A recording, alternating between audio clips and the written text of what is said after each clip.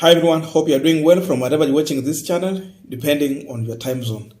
Now, yesterday, Gachagua had a meeting with some of the Jubilee Party elected leaders. That meeting took place at his official office at Harambee House Annex. And after that meeting, this is what Gachagua posted. 20th January 2023, today I hosted members of parliament from Jubilee, our former party, at Harambee House Annex. They are David Kiaro, Olkalo MP, Kanini Kega, Yala, former Kieni MP, Sabina Chege, nominated MP.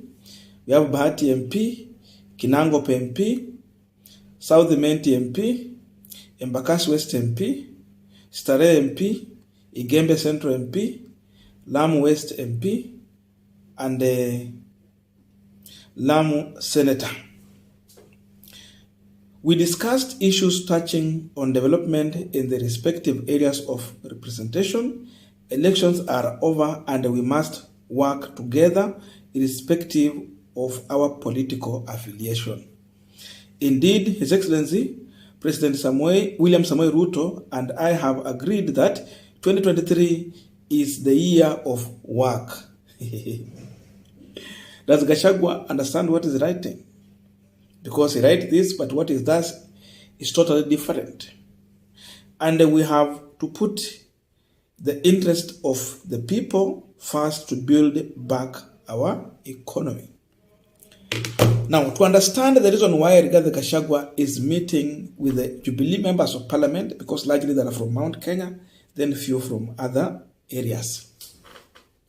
We have to go on Pauline Njoroge, one of the bloggers from Mount Kenya region, who has been really offering serious advice and trying to compare what Gachagua is doing vis-a-vis what other leaders from their regions are doing. Musalia Mudavadi, Raila Odinga, and other leaders. So before we go into that, just a quick request for those who are watching and if you not subscribed, please consider subscribing. To our channel subscribers, thank you so much. And again, to all our viewers, please give our video a thumbs up. Thank you. And back to this discussion.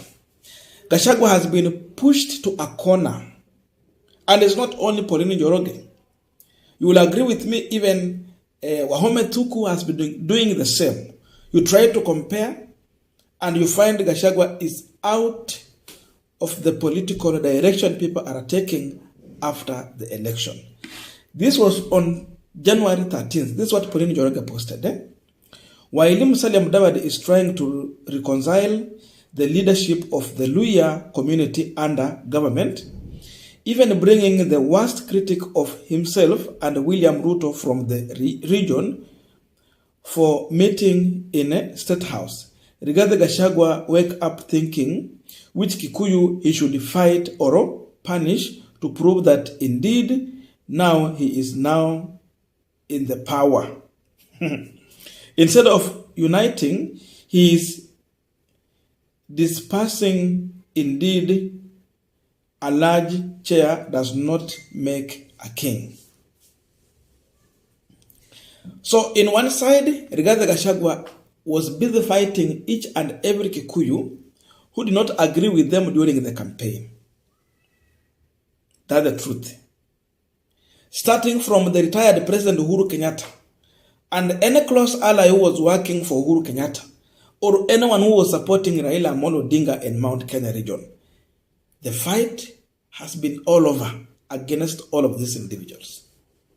But then Pauline Njoroge was challenging Gachagua. Mudavadi was bringing France Atwoli, the person who criticized Musalia Mudavadi and William Samoei Ruto. He was bringing him on table. All the members of parliament from Western region have been trooping to Musalia Mudavadi's office, and at one point they have had meeting with William Samoei Ruto. So as of now, he is consolidating the Luhya nation, bring them together and focus going forward to make sure that they progress in terms of lobbying for development in the area. Gachagua was doing contrary. Now, another post. This was 6 days ago. when Ruto visited Nyanza region. This is what Pauline Njoroge said. Rigathi is still reoccupying with the politics of profiling his imagined political enemies, including small people like Chief, while Ruto, Musalia, and Raila are scheming on how to cut the biggest slice of the national cake for their people. Instead of building bridges with his brothers and sisters from the region, he is focused on undercutting and shaming them. So you see, this time, Ruto actually was working closer with the Raila Amolo Odinga's brother, Oburu Odinga.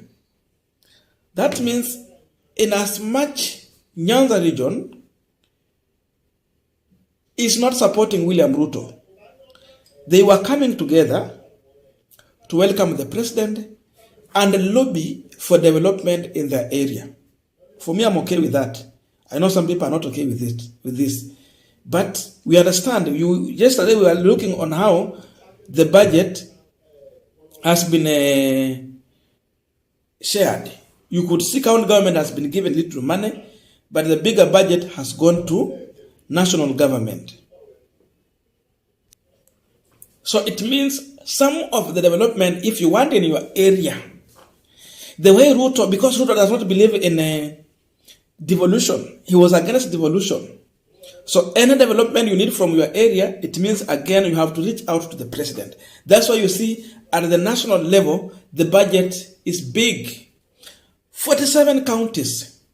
The money they gave to 47 counties is less than what even they gave to education only.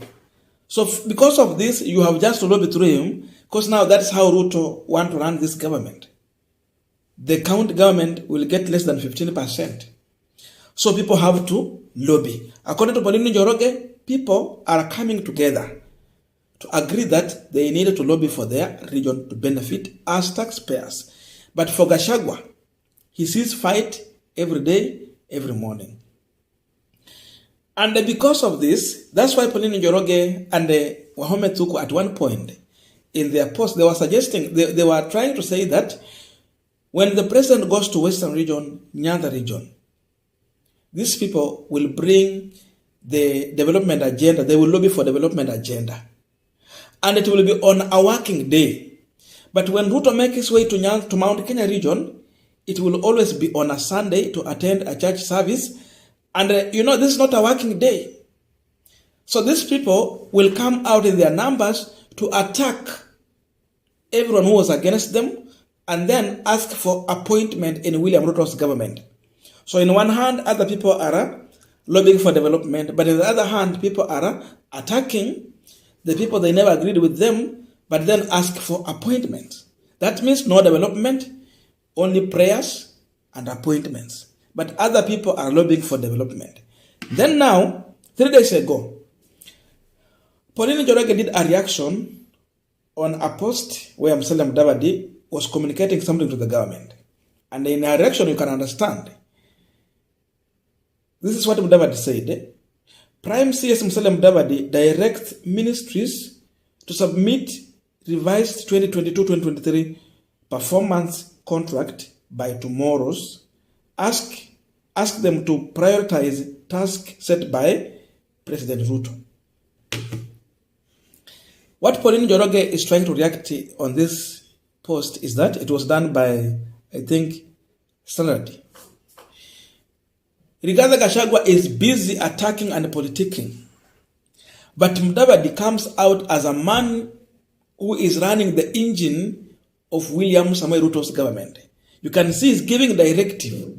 But Rigathi Gachagua is busy on things that does not mean any progress in any government.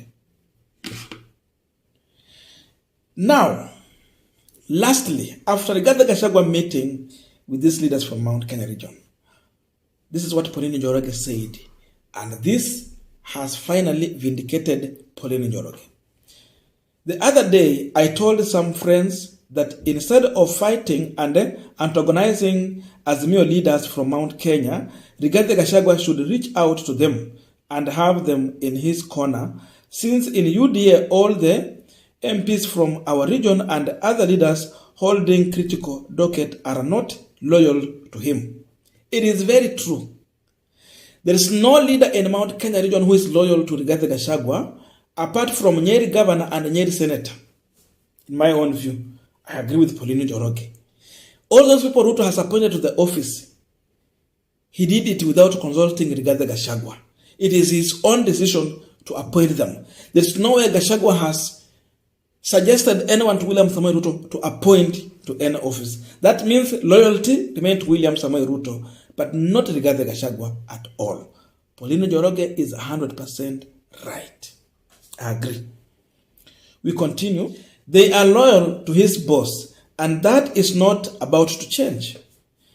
To weather any political storm in the future, Gachagua need the people in this portal more than they need him.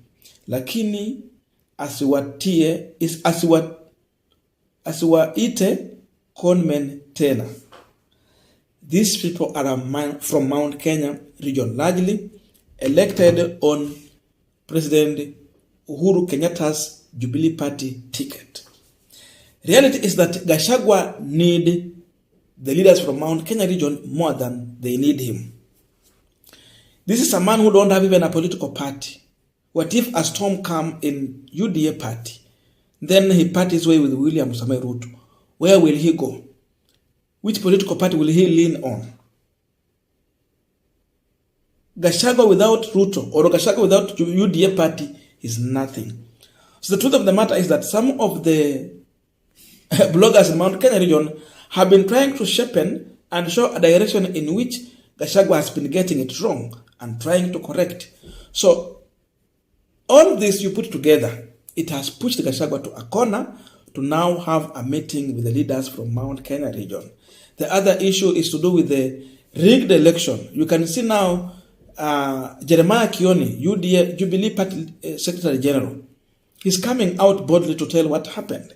That tells you that even Gachagua did not deliver what is alleging to have delivered to William Samoei Ruto. He never delivered those numbers. It was a con game. Waliibia Raila Odinga kura kupitia kwa wizi tu, a rigging process, but not necessarily really delivering the entire Mount Kenya to William Samoei Ruto through the ballot. It was through rigging. So all that, it pushes Gachagua to a corner and now look for a way to reconcile with the Mount Kenya region. Whether it's going to hold waters, it's going to take time for us to understand. Because this is a man you can never trust him. Today he's saying this, tomorrow is something else.